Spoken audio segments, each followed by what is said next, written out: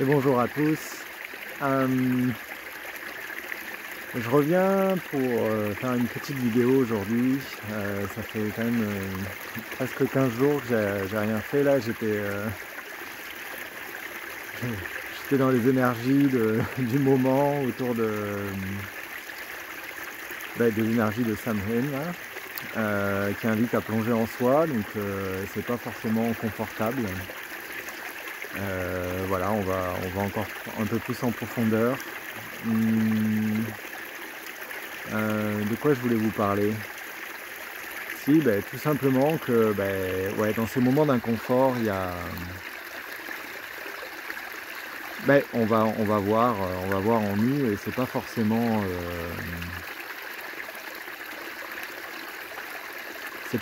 évident. Donc je voulais juste souligner là, c'est que on est tous courageux d'aller voir ça, surtout quand on le conscientise. Enfin, moi, ça m'a fait remonter beaucoup de choses, beaucoup de patterns sur la façon de fonctionner.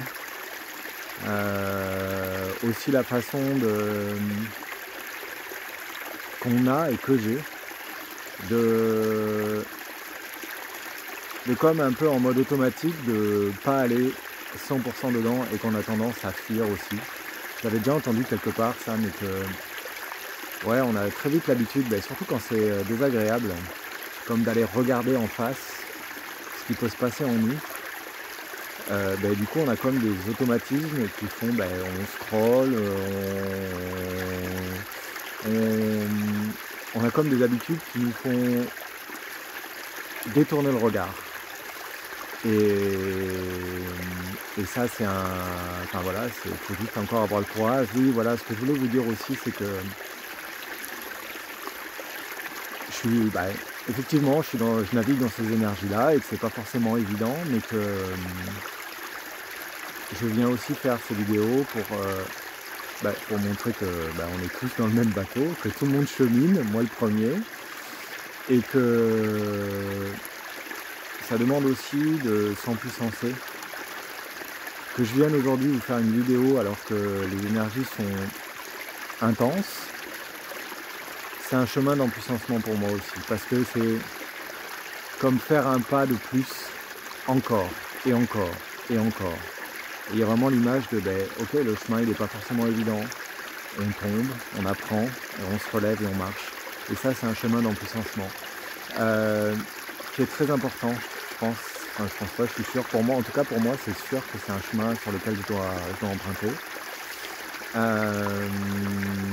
Et voilà, et après il y a des questions sur, je reviens plus aux énergies intenses, c'est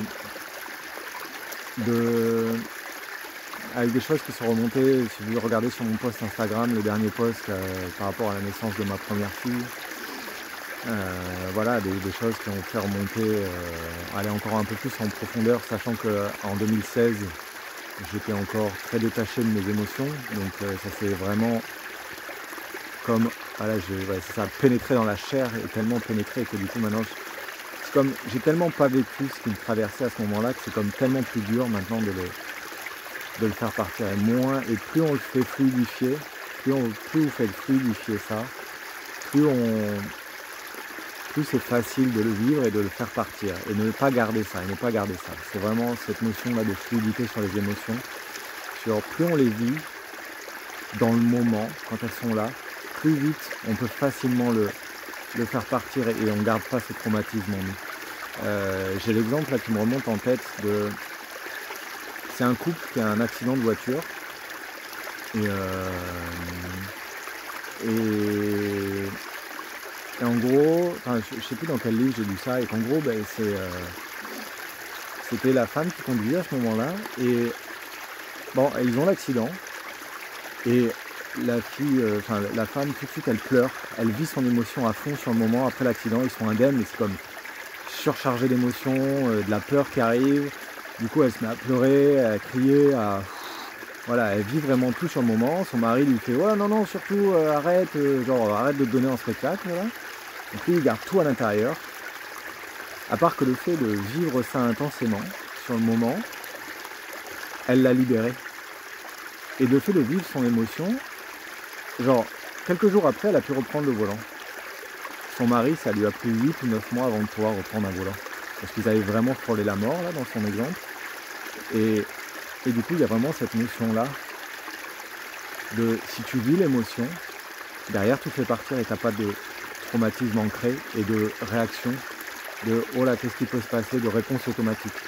De ce qui se passe quand tu as un traumatisme, c'est tellement intense que ton cerveau, il se met comme en mode ok, je me protège. Et je protège et je survis, entre guillemets. Mais du coup, ça ancre le traumatisme de ne pas vivre ces émotions. Et ça peut venir de l'éducation, ça peut venir parce qu'on n'a jamais appris à le faire, parce qu'on était en insécurité émotionnelle vis-à-vis de ses parents. Voilà, aussi l'injonction sociétale, c'est plus pour les côtés masculins, côté homme aussi. Ouais, qui dit juste, voilà, ouais, faut pas montrer ses émotions, etc. Alors que maintenant, moi j'ai vraiment la croyance inverse que justement c'est vivre ses émotions. Et j'ai un exemple tout bête sur ça, c'est quand on va voir des films, quand on écoute de la musique, si on ressent la beauté, on ressent l'émotion, waouh c'est magnifique, on a adoré le film, c'est des émotions, donc automatiquement elles sont là. C'est ce qui nous rend humains aussi. Donc c'est l'émotion, je crois, il y a la notion de mouvement et de vivre, c'est-à-dire vivre dans le mouvement, dans l'émotion. Donc voilà mon petit partage du jour. Si vous êtes intéressé, je vais juste prendre 1 à 2 minutes de juste venir se déposer. Vous entendez l'eau là depuis tout à l'heure qui coule.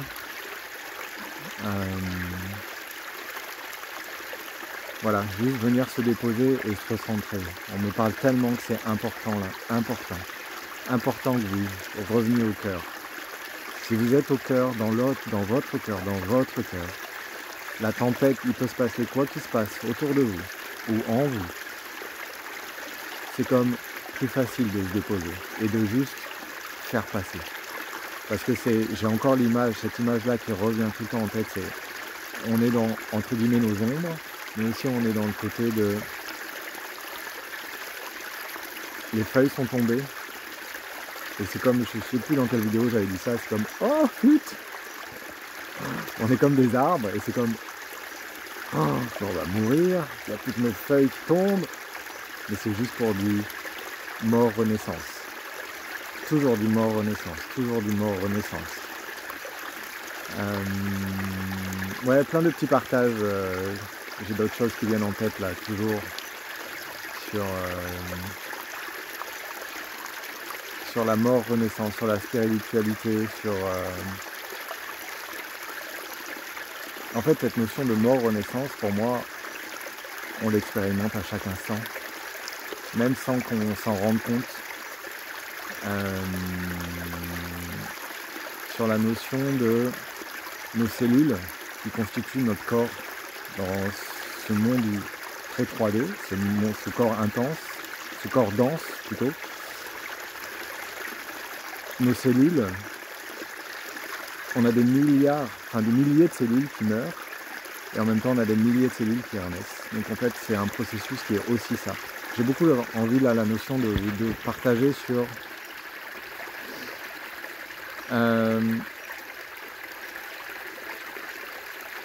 c'est comme faire venir les fréquences dans ce monde-là. Et c'est que, ok, la spiritualité c'est très bien d'être connecté whatever, à l'univers, au guide, au spirituel et être très perché.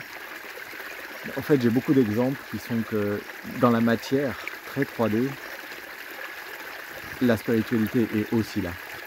Et on me répète, oui, c'est là que vous devez aller, c'est ramener les fréquences, habiter votre corps. Et c'est cette notion de mort-renaissance, notre corps humain l'expérimente à chaque instant. À chaque instant de notre vie, on a des cellules qui meurent, on a des cellules qui renaissent. Donc en fait, on a ce cycle-là. Et on a aussi cette vision de nous que je ne suis pas la même personne qu'il y a 2 ans, je ne suis pas la même personne qu'il y a 1 an, je ne suis pas la même personne qu'il y a 6 mois. Il y a des automatismes, le mental fait comme, ok, lui il a l'habitude de fonctionner d'une certaine façon, mais si je réfléchis bien et que je me ressente, j'ai eu beaucoup cet effet-là aussi, qui est comme, Waouh! Oui, c'est vrai.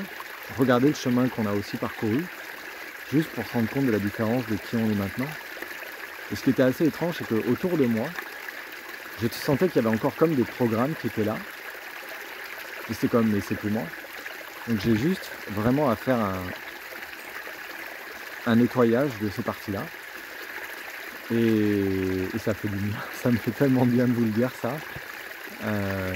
Donc j'ai ça. Si je retrouve l'exemple, je vous en parle. Oui, j'ai cette notion j'ai la croyance qu'on est des êtres multidimensionnels. Ça veut dire que on est dans un monde où il y a le temps et l'espace, ici. Ça, je crois que j'en ai parlé dans les dernières vidéos. Et il y a un temps où il n'y a ni temps ni espace au niveau de l'âme. Et c'est comme on est des êtres multidimensionnels, c'est-à-dire qu'on vit plein de vies en même temps. Quand on sort du temps et de l'espace, c'est comme il y a toutes les vies qui se vivent en même temps. Donc dans cet espace-là, il y a d'autres vies mais ça c'est une croyance que j'ai. Mais je trouve ça intéressant de faire le parallèle sur on est cette multidimensionnalité-là, pour essayer que je puisse vous l'exprimer et l'expliquer, c'est sur le plan très, très ancré, très moi, j'aime bien donner cet exemple, c'est moi je suis papa d'une petite fille, bon, une qui est au ciel et une vivante. Donc pour ma fille, je suis son père. Pour ma femme, je suis son mari. Pour mes parents, je suis leur fils. Et du coup, c'est comme pour un collègue de travail, je suis un collègue. Pour un ami, je suis son ami. Et c'est comme moi, je suis toujours la même personne, et pourtant j'ai comme plein de casquettes différentes. Et c'est comme on est déjà des êtres multidimensionnels dans cette dimension, et on le vit tous les jours. Cette notion-là de vraiment, si on se dit ok, essayer de se mettre à la place puis de l'autre, c'est comme ben ouais, il y a cette notion-là. C'est juste qu'en général on ne conscientise pas parce que ben, on filtre beaucoup par rapport à nous. Mais c'est comme ça existe, très simplement.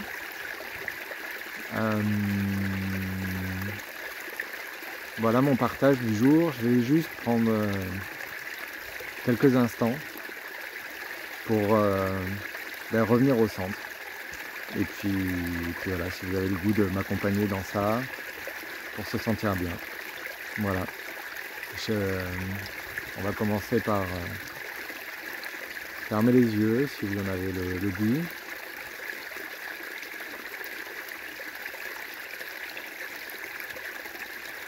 Et on prend quelques respirations.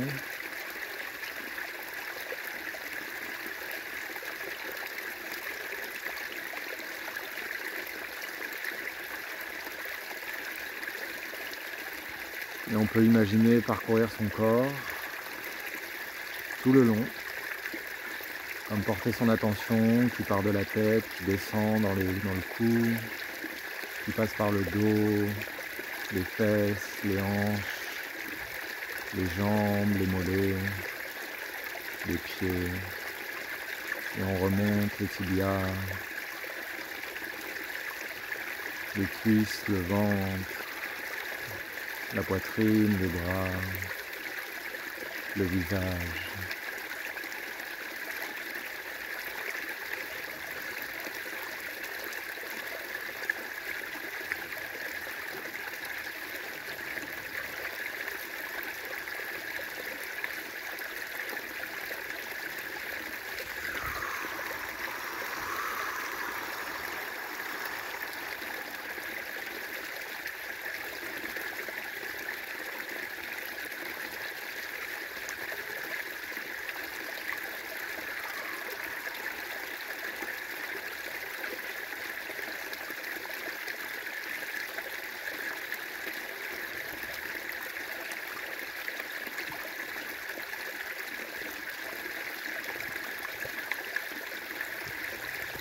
Alors voilà mon partage du jour, j'espère que je suis intéressé si vous avez fait juste ces 2 petites minutes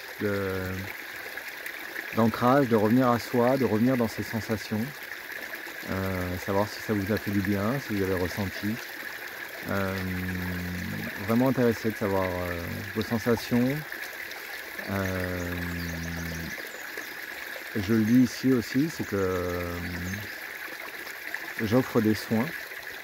Donc si vous avez l'occasion de me poser des questions sur ça, ben, je serais ravi de pouvoir vous répondre. Voilà, il y a juste à être. Si vous avez le goût d'échanger avec moi, ben, je serais ravi. Si vous avez aimé la vidéo, n'hésitez pas à commenter ou à partager si ça vous a aidé. Je vous remercie et puis ben, je vous dis à la prochaine fois. Bye!